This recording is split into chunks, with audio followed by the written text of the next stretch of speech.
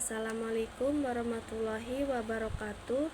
Perkenalkan, nama saya Sabila Putri Utami. Saya dari Universitas Pancasakti Bekasi dengan NIM 28923500085, Prodi Manajemen. Di sini saya akan mempresentasikan tentang pengantar ekonomi makro dengan dosen pengampu Bapak Hendra Permadi, STMM.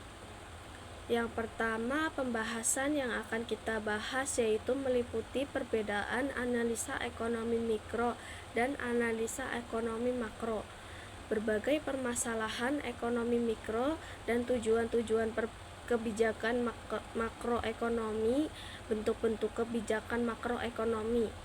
Analisa ekonomi mikro dan makro.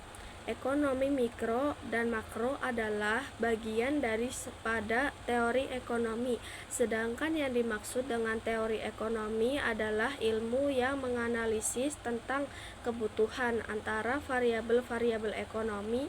Variabel-variabel ekonomi yang dimaksud dengan sifat mikro maupun makro.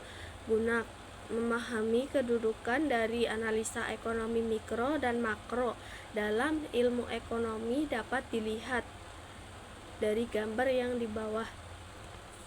Ekonomi deskriptif. Ekonomi deskriptif. Ilmu ekonomi yaitu ekonomi teori, berisi ekonomi mikro dan makro dan ekonomi terapan. Ekonomi deskriptif adalah bagian dari ilmu ekonomi yang menggambarkan keadaan atau kegiatan ekonomi yang benar-benar terjadi pada suatu tempat atau negara tertentu. Teori ekonomi pada dasarnya berusaha untuk menjelaskan hubungan antara variabel-variabel ekonomi, baik variabel mikro maupun makro. Dalam ekonomi terapan menyangkut persoalan kebijakan ekonomi yang perlu diterapkan dalam daerah atau negara tertentu. Teori ekonomi pada dasarnya dibagi menjadi teori ekonomi mikro di teori ekonomi makro. Baik ekonomi mikro, teori ekonomi makro keduanya mempelajari masalah ekonomi. Namun permasalahannya ekonomi yang dipelajari berbeda dengan sudut pandangnya. Mempelajari kegiatan-kegiatan ekonomi dari unit ekonomi individual, yaitu individu sebagai konsumen dan individu pemilik faktor produksi maupun individu sebagai produsen. Analisa ekonomi mikro terdiri dari harga, teori produsen, dan teori distribusi. Teori harga antara lain yaitu membahas tentang proses pembentukan harga oleh interaksi antara penawar dan permintaan akan suatu barang dan jasa di dalam suatu pasar. Faktor-faktor yang mempengaruhi perubahan permintaan dan penawaran yaitu hubungan antara permintaan dengan penawaran, bentuk-bentuk pasar, dan sebagainya. Teori produksi antara lain menganalisis tentang masalah biaya produksi, tingkat produksi yang paling menguntungkan bagi produsen yang harus dipilih oleh produsen agar tujuan untuk mencapai laba maksimum tercapai.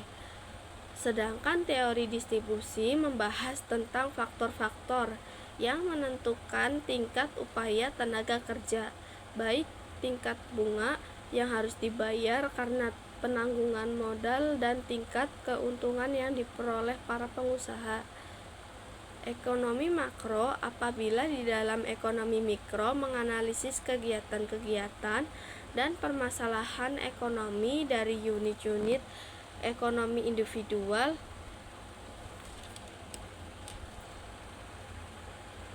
Apabila di dalam ekonomi mikro menganalisis kegiatan-kegiatan dan permasalahan ekonomi dari unit-unit ekonomi individual, maka di dalam ekonomi mikro menganalisisnya dari pendekatan sebaliknya.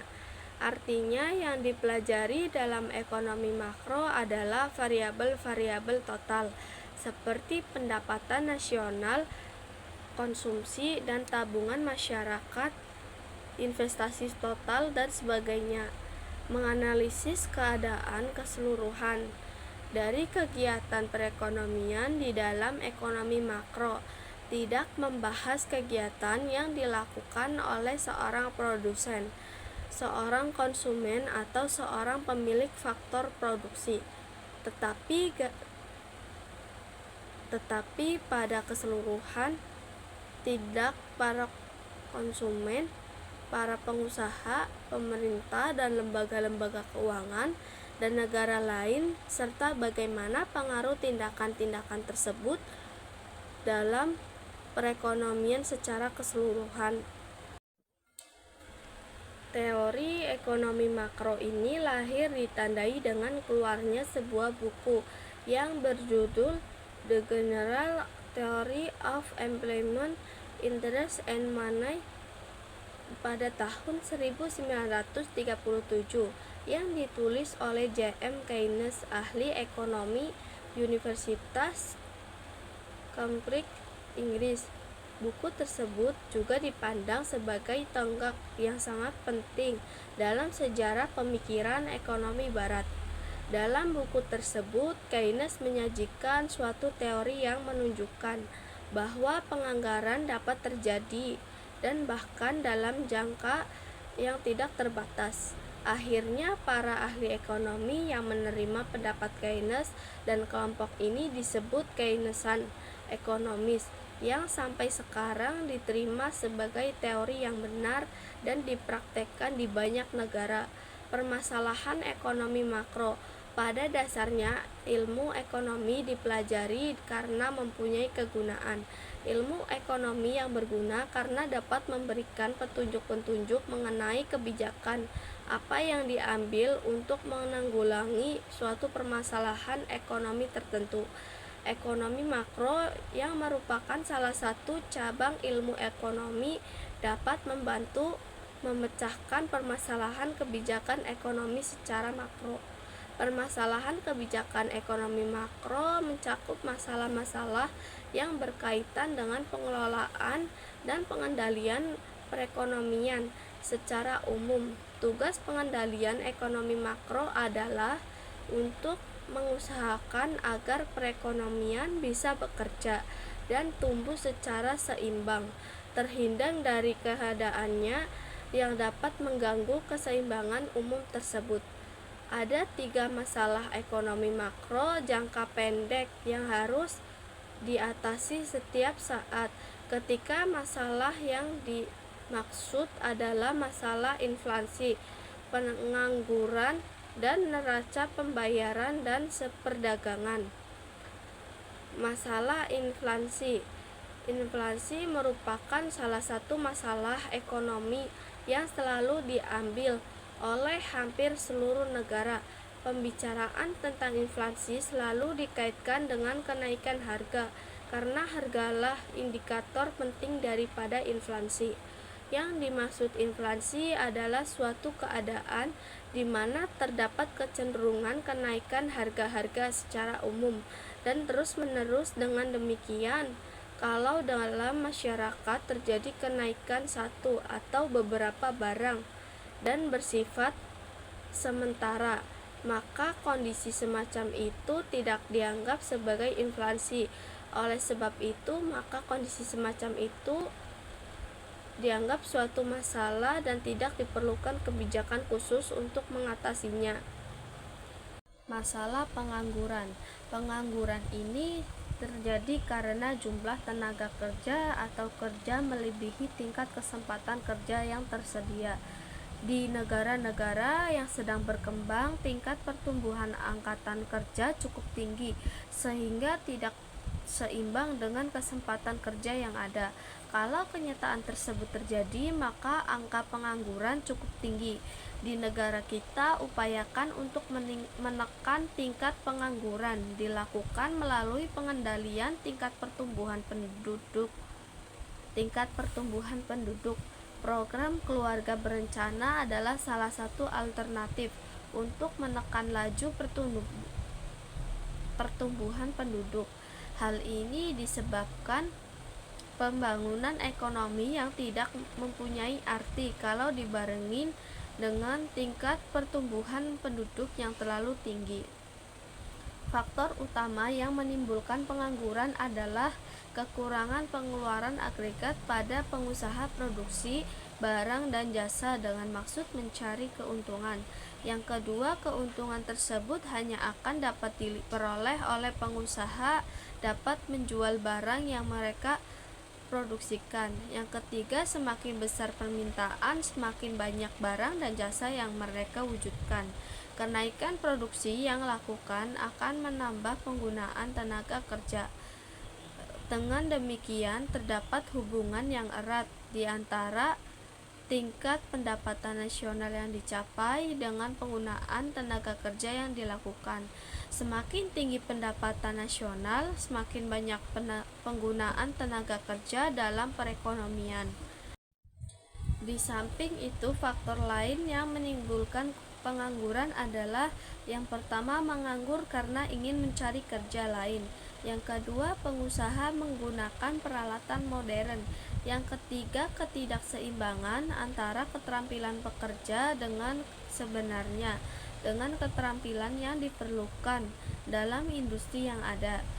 Salah satu faktor penting yang menentukan kemakmuran suatu masyarakat adalah tingkat pendapatannya. Pendapatan masyarakat mencapai maksimum apabila tingkat pendapatan pengguna tenaga kerja penuh atau full employment dapat diwujudkan. Masalah neraca perdagangan dan neraca pembayaran. Dua neraca penting dalam suatu neraca pembayaran adalah neraca perdagangan dan neraca keseluruhan. Neraca perdagangan menunjukkan perimbangan di antara ekspor dan impor, sedangkan neraca keseluruhan menunjukkan perimbangan di antara keseluruhan aliran pembayaran ke luar negeri dan keseluruhan aliran penerimaan dari luar negeri. Defisit neraca pembayaran berarti pembayaran ke luar negeri melebihi permohonan dari luar negeri. Salah satu faktor penting yang menimbulkan masalah ini adalah impor melebihi ekspor. Pengaliran modal yang terlalu banyak ke luar negeri adalah faktor lain yang menimbulkan defisit tersebut. Defisit dalam neraca pembayaran menimbulkan beberapa efek buruk terhadap kegiatan dan kestabilan ekonomi negara. Defisit sebagai akibat impor yang melebihi yang akan mengakibatkan penurunan dalam kegiatan ekonomi dalam negeri karena konsumen jadi menggantikan barang dalam negeri dengan barang impor. Harga valuta asing akan meningkat dan menyebabkan harga-harga barang impor bertambah mahal. Kegiatan ekonomi dalam negeri yang menurun mengurangi kegairahan pengusaha melakukan penanaman modal dan membangun kegiatan usaha yang baru. Tujuan kebijakan makroekonomi adalah setiap kebijakan ekonomi bertujuan untuk mengatasi masalah-masalah ekonomi yang dihadapi. Berdasarkan masalah-masalah non-ekonomi, makroekonomi dibedakan menjadi aspek yaitu menstabilkan kegiatan ekonomi. Tujuan menstabilkan ekonomi berarti pula keinginan untuk menghindari fluktuasi yang tajam dalam kegiatan ekonomi dari waktu ke waktu. Pertumbuhan ekonomi yang sangat cepat dapat menimbulkan inflasi. Apabila inflasi tidak dapat dikendalikan, kemerosotan ekonomi yang serius dapat berlaku pada masa berikutnya. Fluktuasi yang tidak dapat dikendalikan tidak akan menjamin pengangguran yang rendah, kestabilan harga-harga, dan kestabilan neraca pembayaran. Mencapai tingkat penggunaan tenaga kerja atau kesempatan kerja penuh dapat tanpa inflasi. Pada umumnya, berbagai negara tidak dapat terus-menerus mencapai pengangguran tenaga kerja penuh. Apabila suatu masyarakat dapat selalu mencapai tujuan ini dengan pendiriannya Tujuan lainnya yaitu mencapai kestabilan ekonomi dan pertumbuhan ekonomi yang akan teguh tercapai. Menghindari masalah inflasi.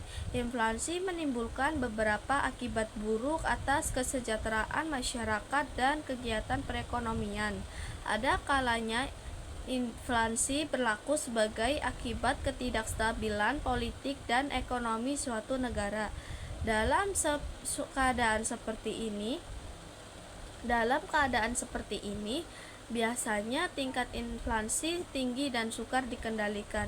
Tetapi seringkali inflasi berlaku sebagai akibat permintaan masyarakat yang berlebihan, pertambahan penawaran uang yang berlebihan, dan kenaikan dalam biaya produksi.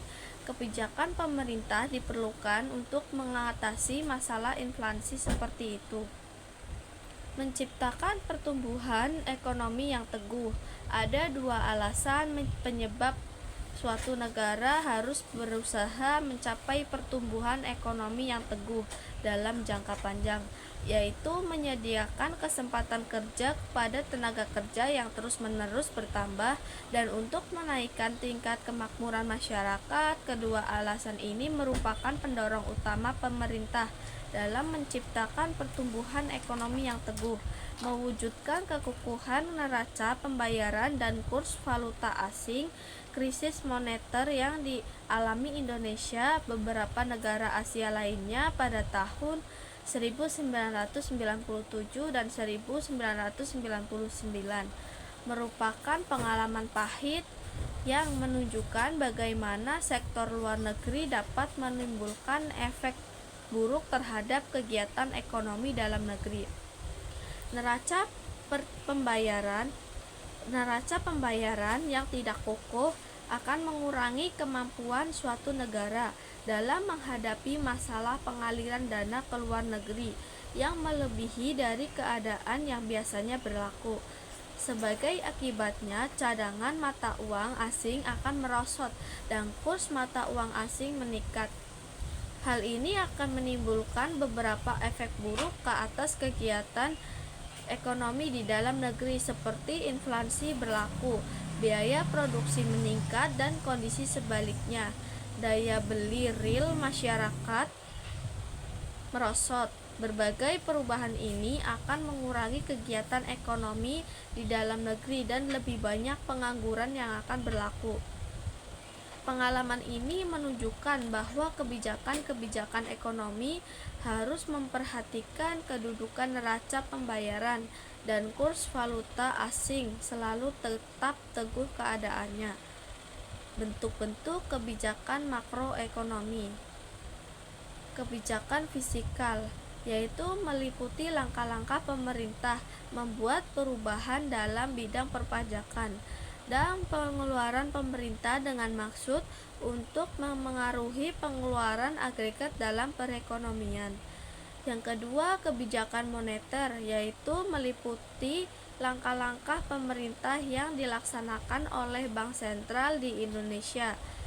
Bank Sentral adalah Bank Indonesia untuk memengaruhi atau mengubah penawaran uang dalam perekonomian atau mengubah suku bunga dengan maksud untuk mempengaruhi pengeluaran agregat. Yang ketiga, kebijakan segi penawaran. Salah satu kebijakan segi penawaran adalah kebijakan pendapatan income policy, yaitu langkah pemerintah yang bertujuan untuk mengendalikan tuntutan kenaikan pendapatan kerja. Hanya ini yang dapat saya sampaikan, maka sampailah saya pada bagian penutup. Harapannya kita semua bisa mengambil hikmah dari apa yang saya sampaikan tadi. Jazakallah saya ucapkan atas perhatiannya, dan saya memohon maaf jika ada kesalahan dan kekurangan kata. Wassalamualaikum warahmatullahi wabarakatuh.